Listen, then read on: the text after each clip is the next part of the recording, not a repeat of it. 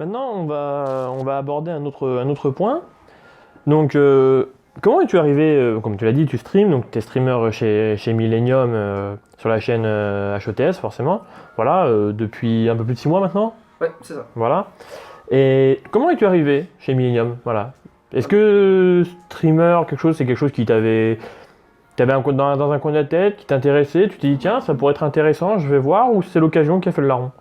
Bah, c'est plus un concours de circonstances. Déjà, je streamais un tout petit peu sur ma chaîne perso, mais genre vraiment une fois par mois, pour voir comment marchait le stream. Et puis après, alors comment ça s'est passé exactement? C'est que à l'époque, j'étais en team avec, c'était Evil Marquise. Et du coup, à l'époque, il y avait HOTSFR, qui est maintenant Millennium. Donc HOTSFR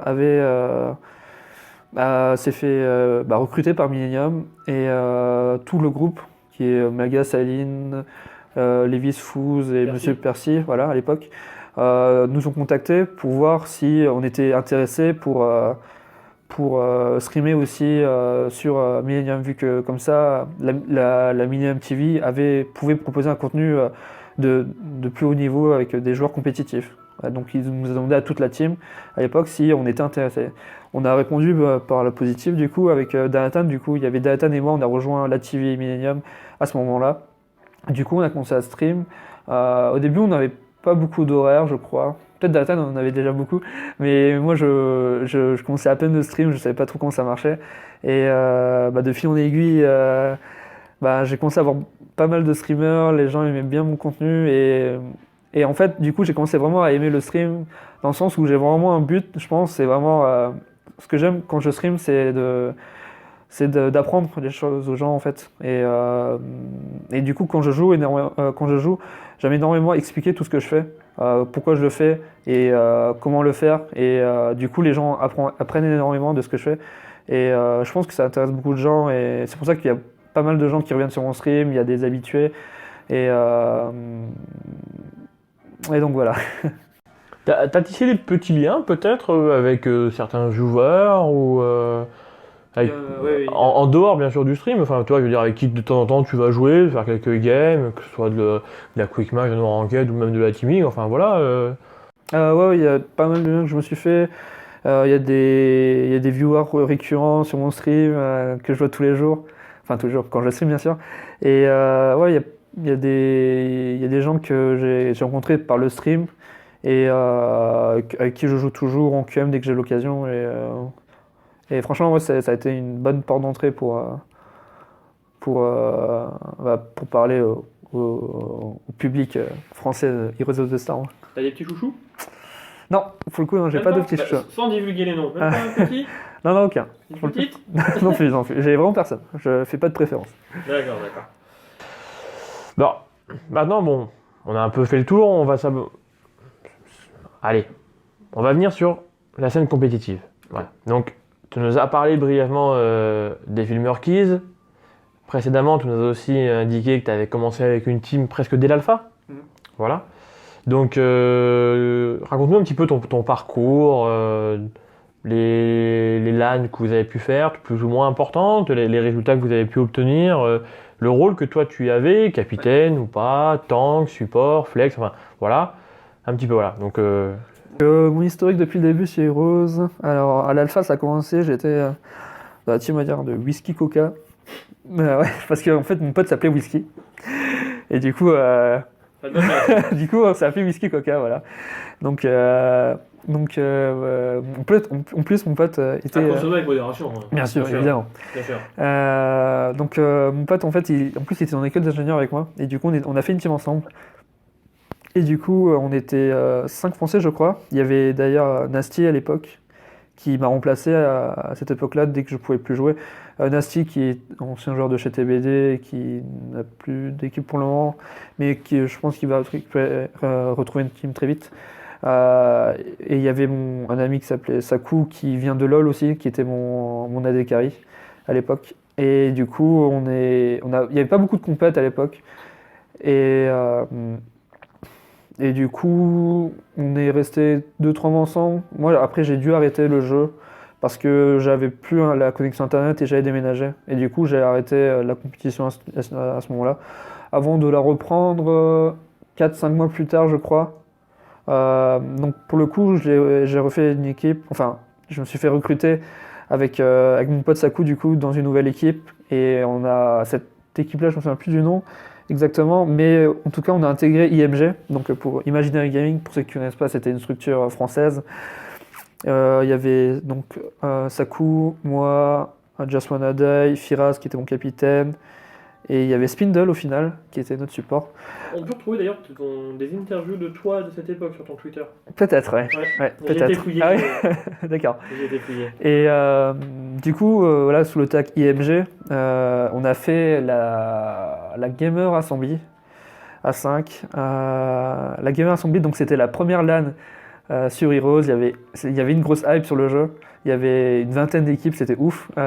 Et c'est là où j'ai rencontré l'équipe Baguette Saucisson, où à l'intérieur il y avait Tokuzan, il y avait Danatan, il y avait Arakin, il y avait Meud et il y avait Sailind. Voilà. Donc à l'époque, voilà, il y avait déjà toute la scène FR qu'on voit actuellement. Et bon, les streamers, c'était Karma qui a quitté LoL, qui a quitté pardon, Heroes, et Shazi qui est actuellement régisseur plus ou moins pour Millennium. Et du coup, pour l'AGA, on a perdu, on est arrivé 4ème avec notre équipe. On n'était pas ultra ouf, mais ça va, on se débrouillait plutôt pas mal. On a perdu contre Mad Corps. Donc les Mad Corps de l'époque, il y avait GPL, pour ceux qui connaissent, qui est maintenant chez Dignitas. Sinon, il y avait d'autres joueurs comme STK qui arrêtait le jeu. Après, je me souviens plus des autres noms, il y avait Lolini, etc. Et du coup, après cette défaite à la Gamer Assembly, il y a Firas qui a arrêté le jeu, notre capitaine. Just Wanna Die aussi a arrêté. Et mon pote Saku a dû arrêter à cause du déménagement. Et du coup, on a dû faire une nouvelle équipe. Avec, du coup, on a contacté Danatan, l'équipe de Danatan, pour voir si on pouvait faire un mix entre leur équipe et nous, vu qu'on s'était très bien entendu pendant la LAN à la Game Assembly. Et du coup, on est devenus les premiers. On s'appelait Evil Murky, je crois, déjà à l'époque. Je crois qu'on s'appelait. Non, en fait, on a repris le tag IMG avec eux, du coup. Donc, dans l'équipe, il y avait Danatan, Arakin, moi. Il y avait Tokuzan et il y avait du coup Whisky en tank. Voilà, c'est ça. Il était tank à ce moment-là. Et du coup, avec cette line-up-là, on a fait la DreamHack Tour.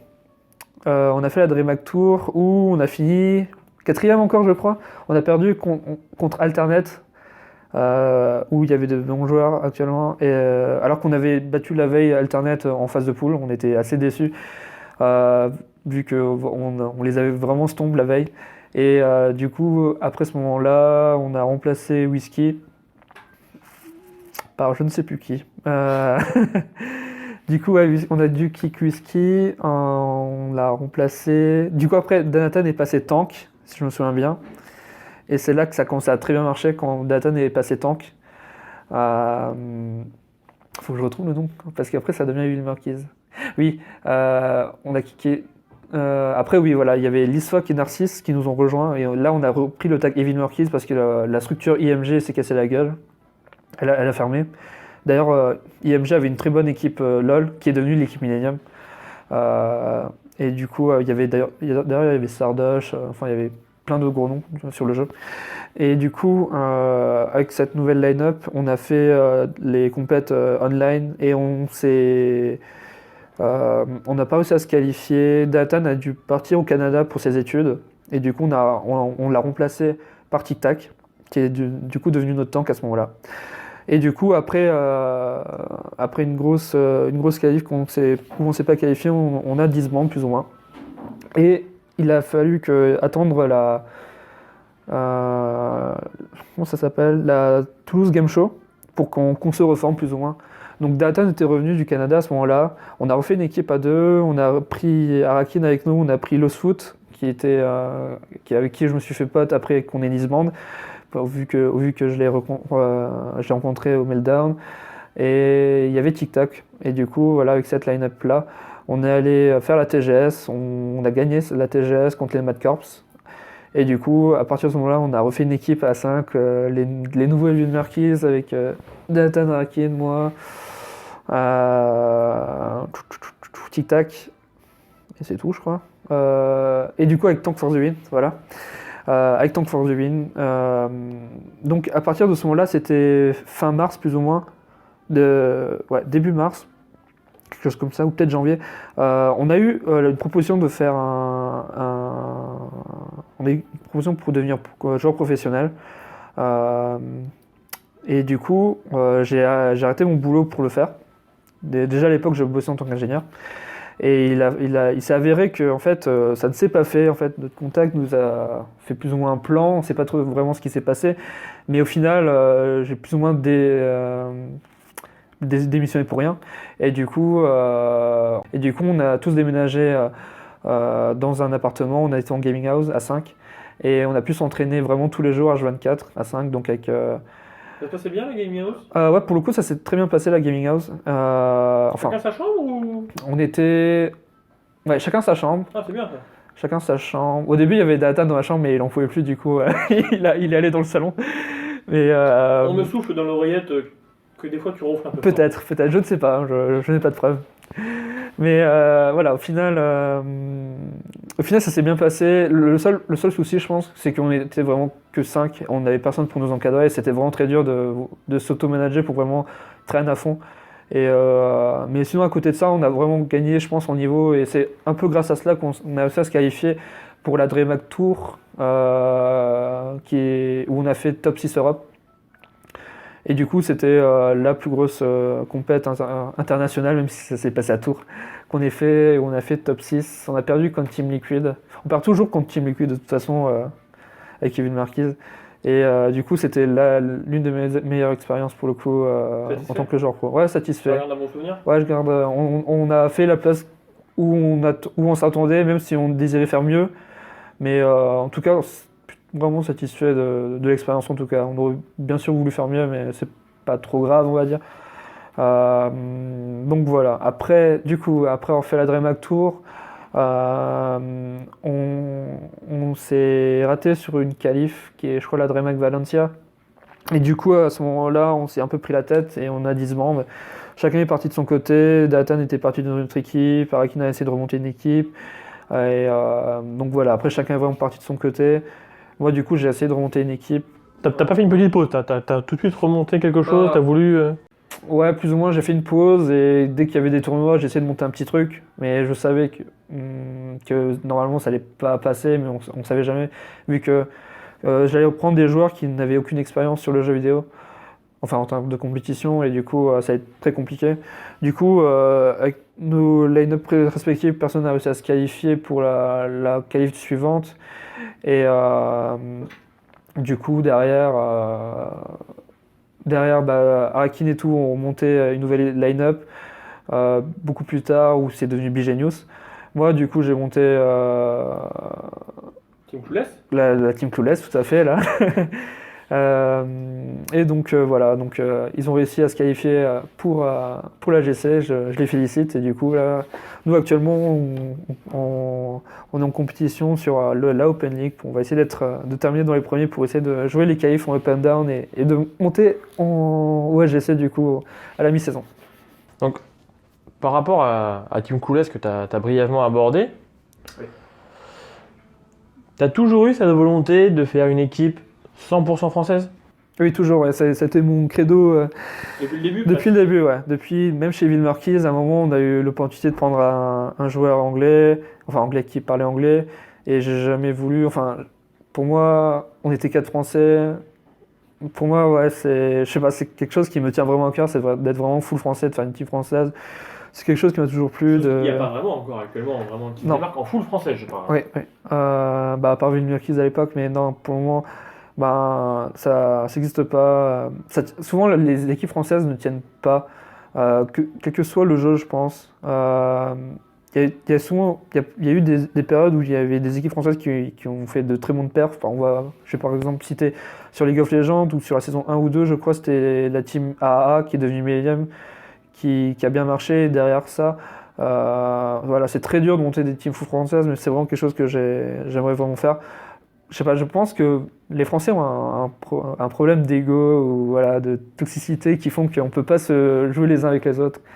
Je pense que pas mal de gens ont le même avis que moi à ce niveau-là et c'est assez dommage du coup, c'est assez difficile de faire des équipes. Moi le premier, hein, j'avoue que voilà, il y a vraiment cette notion d'ego, qui fait, voilà, on est trop fiers en fait, on est trop fiers pour jouer avec certains et d'autres et du coup ça fait que bah, y a beaucoup de gens qui ne peuvent plus jouer les uns avec les autres et du coup c'est très dur de faire des teams foot françaises qui ont un niveau, qui ont le bon niveau, qui sont, ouais, c'est très dur de faire une team foot française qui ont un très bon niveau, qui s'entendent à merveille et qui soient assez disciplinés pour vraiment jouer scrim à temps et voilà, faire des perfs du coup sur le jeu. Et voilà, c'est vraiment quelque chose que j'essaie de faire et peut-être que ça va prendre plus de temps, mais je pense que dans tous les cas ça va marcher. Justement en termes de temps, donc avec toute la line-up que tu as construit, que tu as bâti depuis plusieurs mois désormais, on va la rappeler, donc tu as ton super coloc Anima, hein, tu as Lothaire, Lost Foot et Stampard qui t'accompagnent. Oui. Toi, donc tu es le capitaine hein, de cette équipe, voilà. J'ai cru comprendre que tu manageais tout, hein, voilà, les strats, le call, les sushis, enfin bref, un petit peu tout.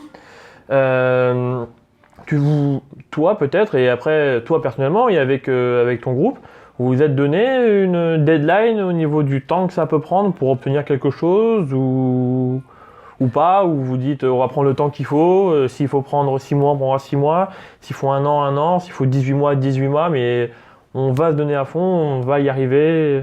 Où est-ce que vous avez des deadlines? J'ai pas de deadline, c'est vraiment en mode on va prendre le temps qu'il faut, il faut vraiment... Après voilà, faut que tout le monde y mette de la bonne volonté. Des fois ouais, c'est mon défaut, je suis trop gentil peut-être avec mes camarades. Et du coup, voilà, les gens peut-être traînent pas assez, mais voilà, faut vraiment qu'on s'y mette vraiment à fond. Surtout que, par exemple, mes camarades n'ont aucune expérience sur la scène compétitive, et c'est vraiment un truc qui est assez dérangeant dans le sens où bah, ça fait énormément de choses, que ce soit en compète, que ce soit au niveau du stress, etc. Les gens jouent différemment en fait en compétition. Il y en a qui vont jouer de manière plus on va dire pussy et ils vont avoir plus peur de jouer parce qu'il y a des gros noms en face, etc. Alors que voilà, si vous avez l'habitude de la compétition, bah, vous en foutez et vous allez jouer à un jeu normal, etc.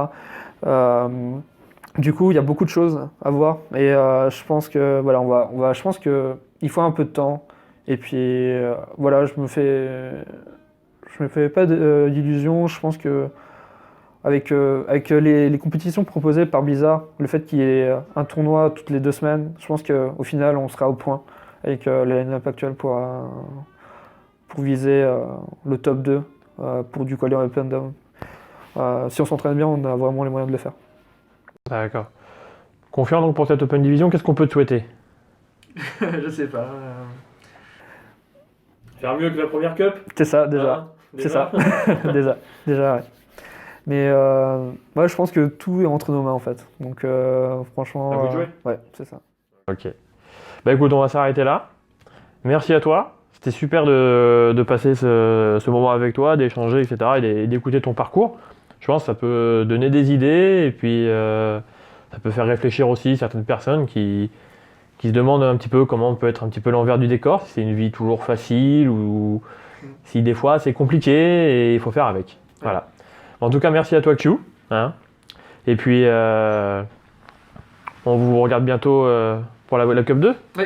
Allez, à bientôt. À bientôt.